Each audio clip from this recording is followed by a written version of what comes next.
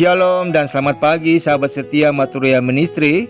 Kembali kita berjumpa dalam program Renungan Pagi Maturia Ministry untuk tuntunan kehidupan iman bagi kita semua sebagai persekutuan orang yang percaya kepada Kristus. Mendahulunya mari kita sehati dalam doa. Ya Bapa, inilah kami anak-anak tebusan-Mu yang akan menapaki kehidupan kami di hari ini di dalam tuntunan kehendak firman-Mu yang akan kami baca dan kami renungkan. Urapilah kami dengan Roh-Mu yang kudus dan tuntunlah kami dengan hikmat-Mu, serta bersabdalah kepada kami, karena sesungguhnya kami telah siap mendengarkannya. Demi Kristus Yesus kami berdoa. Amin. Sabda Tuhan yang menjadi suluk kehidupan di dalam mengawali hari baru pemberian Tuhan pada saat ini terambil dalam kitab Injil menurut Matius pasal 15 ayat yang ke-32 hingga ayat yang ke-39 yang menyatakan, lalu Yesus memanggil murid-muridnya dan berkata, hatiku tergerak oleh belas kasihan kepada orang banyak itu. Sudah 3 hari mereka mengikuti aku dan mereka tidak mempunyai makanan. Aku tidak mau menyuruh mereka pulang dengan lapar, nanti mereka pingsan di jalan.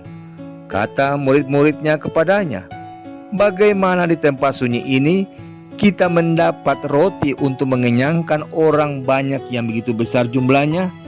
Kata Yesus kepada mereka, berapa roti ada padamu? 7, jawab mereka, dan ada lagi beberapa ikan kecil. Lalu Yesus menyuruh orang banyak itu duduk di tanah. Sesudah itu ia mengambil ke-7 roti dan ikan-ikan itu, mengucap syukur, memecah-mecahkannya, dan memberikannya kepada murid-muridnya. Lalu murid-muridnya memberikannya pula kepada orang banyak, dan mereka semuanya makan sampai kenyang. Kemudian orang mengumpulkan potongan-potongan roti yang sisa 7 bakul penuh. Yang ikut makan ialah 4.000 laki-laki, tidak termasuk perempuan dan anak-anak. Lalu Yesus menyuruh orang banyak itu pulang. Ia naik perahu dan bertolak ke daerah Magadan. Demikianlah sabda Tuhan. Sahabat setia Maturia Ministry, masihkah Anda ingat nama wali kelas Anda saat kelas 1 sekolah dasar? Saya masih ingat. Namun jika ditanya siapa wali kelas saya saat kelas 2 sekolah menengah atas misalnya, jujur saja, saya sudah lupa. Padahal ingatan saya sewaktu kelas 2 sekolah menengah atas mestinya lebih fresh daripada saat kelas 1 sekolah dasar. Tapi, masa kelas 1 sekolah dasar lebih membekas di benak saya oleh karena semuanya masih serba pertama. Mungkinkah Anda pun demikian? Jika kita menelusuri firman Tuhan di hari ini, pertanyaan para murid Yesus di ayat yang ke-33 harusnya membuat kita bertanya. Ya, kejadian atau peristiwa Yesus memberi makan 4.000 orang ini terjadi tidak lama setelah mujizat memberikan makan 5.000 orang. Dan pertanyaan serupa diajukan para murid di peristiwa yang pertama. Bandingkanlah dalam Injil Matius pasal 14 ayat 15 hingga ayat yang ke-17. Jika di kejadian pertama mereka sudah menyaksikan mujizat Yesus, kenapa kali ini mereka masih mengajukan pertanyaan yang sama saat tidak ada cukup makanan untuk 4.000 orang ini? Jika 5.000 orang saja bisa diberikan makan dengan 5 roti dan 2 ikan, mengapa mereka ragu dan bertanya, bagaimana 4.000 orang diberikan makan dengan 7 roti dan beberapa ikan? Mungkinkah mujizat sedahsyat itu terlupakan atau tak berkesan bagi mereka? Mungkin saja tidak, saudaraku. Namun kekhawatiran, keluhan dan masalah itulah yang lebih menguasai pikiran dan hati mereka ketimbang ingatan akan kuasanya. Sikap para murid Yesus memang sungguh ironis. Namun jika kita mau jujur, bukankah kerap kali sikap dan laku kita pun demikian, saudaraku? Saya teringat ketika di awal masa pandemi COVID-19, semua orang percaya begitu intim, kusuk dan tekun beribadah. Serasa Tuhan sangat dekat dalam keseharian kita.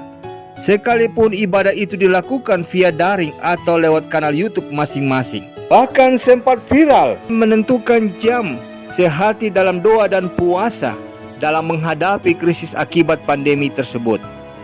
Namun setelah beberapa bulan berlalu, ketika wawasan pengetahuan tentang COVID-19 mulai terbuka dan diketahui cara pencegahannya, apalagi kini telah ditemukan vaksinnya, sekalipun sifatnya temporer.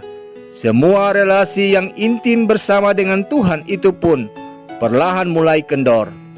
Seakan kita lupa, ya, itulah realita sifat dan karakter diri kemanusiaan kita. Kita begitu mudah lupa pada pertolongan yang sudah Tuhan berikan kepada kita, sehingga tiap masalah datang, maka kekhawatiran dan keluhanlah yang menguasai kita. Kita begitu mudah lupa bagaimana Tuhan berkali-kali menopang kita, menolong kita. Kita juga lupa bagaimana segala kekhawatiran dan keluhan kita tidak pernah mengubah apa-apa. Mengapa hal-hal itu yang lebih kita ingat, saudaraku? Bukankah ini adalah sikap yang unik dan aneh dan cukup konyol? Bagaimana mungkin kita lebih terkesan dengan masalah dan kekhawatiran dengan berbagai pergumulan hidup kita daripada segala pengalaman dan kasih karunia Kristus yang sudah dinyatakan di dalam hidup kita? Nyatanya, ini kerap terjadi dalam hidup kita. Namun hari ini, mari kita ubah kebiasaan dan karakter hidup kita. Kuncinya adalah ingatlah akan segala kebaikan Tuhan.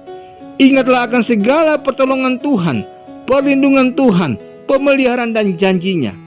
Dari situlah kita akan bisa bersyukur dan memiliki kekuatan di dalam menghadapi berbagai dan beragam tantangan kehidupan. Amin. Sahabat setia Marturia Ministry, di ujung perenungan Sabda Allah pada saat ini, mari kita sehati akhiri dalam doa. Bapa yang mulia, syukur dan terima kasih untuk sapaan sabda-Mu di saat ini, di dalam menyambut hari baru. Ia mengingatkan kami untuk tidak terfokus pada beban gumulan hidup dan masalah yang kami hadapi. Namun kami belajar untuk mengingat setiap kasih, karunia Tuhan yang telah kami alami dan lalui. Tentang bagaimana kebaikan, kasih sayang-Mu, pertolongan-Mu, dan pemeliharaanmu serta janji setia-Mu dalam kehidupan kami, sehingga kami dimampukan hidup dalam rasa syukur dan kuat menghadapi segala tantangan dan beban gumul pribadi, keluarga, persekutuan, dan dalam usaha karya dan layan kami. Demi Kristus Yesus kami berdoa dan memohon kepada Allah Bapa di dalam sorga. Amin. Selamat beraktivitas, saudaraku.